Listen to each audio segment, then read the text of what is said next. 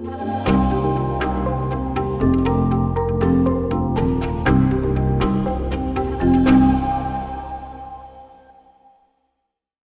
Catriella Friedman, and I'm sitting with Jonathan Mervis.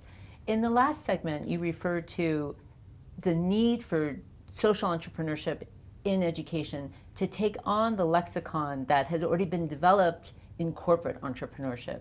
So in terms of switching that paradigm over to social entrepreneurship, can you please elaborate on what kinds of concepts you're talking about, what kinds of ideas you're referring to? Okay, so one of the key challenges of social vision entrepreneurship is how do we bring people on board who are not really on board? And I think really that's the key challenge today we have the Jewish community.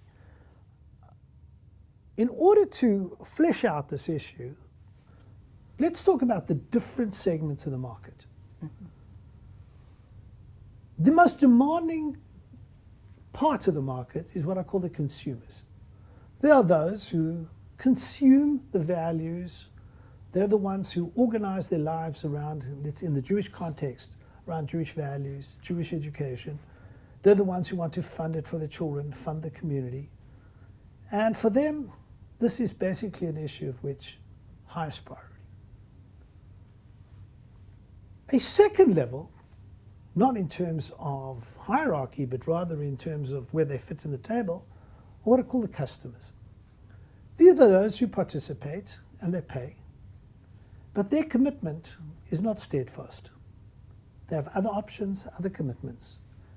And the reason why they're involved at the moment is it suits their lifestyle. They feel very good with it. But we cannot be complacent, because if what we are offering does not meet their needs, then they could become customers of other organizations, other institutions, etc. A third level, and here I want to pay tribute to Clayton Christensen, who we'll be referring to a little later on in this talk, who basically is responsible for the development of the concept disruptive innovation. And these are what we call the overshot customers. These are those who do not participate. They are not customers per se. They would like to be. However, due to the constraints, these could be financial constraints, ideological constraints, geographical constraints, or age constraints, they are not able to participate as they would like to. And we call them overshot customers because the needs to be involved overshoots where they are. The fourth category is what I call the non-customers. And again, it was Clayton who used this concept. The non-customers are those who are indifferent. They're not against what we're trying to do. They're not against the vision. But they're certainly not part of the vision. In fact, it's not even on the dial. And this grouping, which is such a large grouping, the key challenge is obviously how we're going to get to them. And of course, we must not forget the final group is the never will be customers. Those who do not participate for ideological reasons. Those who would be offered a free trip by birthright but would never come. Those who would be offered a free book from Harold Greenspan from PJ Library and would never do it, for whatever reason. These never will be customers we shouldn't relate to from a practical level because it's never going to happen. So the key issue over here is how do we get the non-customers on board? And in this realm, I want to give an example from the commercial literature. Clayton Christensen talks about the concept of jobs to be done. There's an outstanding 4-minute video which I highly recommend that you watch, in which Clayton describes a milkshake parlor in which tried to increase the number of milkshakes sold. And ultimately what they did was they asked the customers, what were your alternatives? What would be alternatives if you wouldn't purchase the milkshakes? And their responses were that they would purchase something else and not necessarily a milkshake. And from this we learn that ultimately, when a person buys a milkshake, they're not necessarily interested in the milkshake, but they're rather interested in doing a job.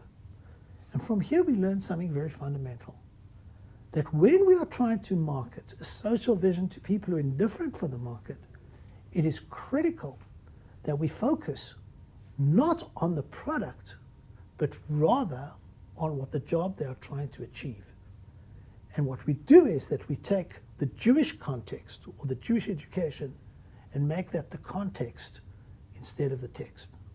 Can you explain more the difference between text and context in this regard? Okay, I'll give you an example. Chabad is one of the most outstanding examples of differentiation. Israeli backpackers who find themselves en masse in the Far East, South America, will often frequent the Chabad houses. And the reason why they come to the Chabad house is not because they're looking for Judaism, but rather they're looking for a place in which there's someone who understands their needs. It's a halfway house, free internet, good food, and perhaps even a Shabbat meal. So that is what I call the text. So what Chabad is, they say, look, we will sell you exactly what you want. We'll give it to you gratis. But this will be in the context of Judaism. In other words, it'll be the context that when you come, you're going to be eating kosher food. You're going to be celebrating a traditional Shabbat. And if you come for Leila Seder, it's going to be a Seder, Pesach Seder. And that's the story. So the critical piece is, what are their needs? That is the text. And how to make Jewish education the context. Excellent. So in terms of thinking about jobs to be done, we want you to think about, in your organization, what are you doing to try to make your product accessible to non-customers?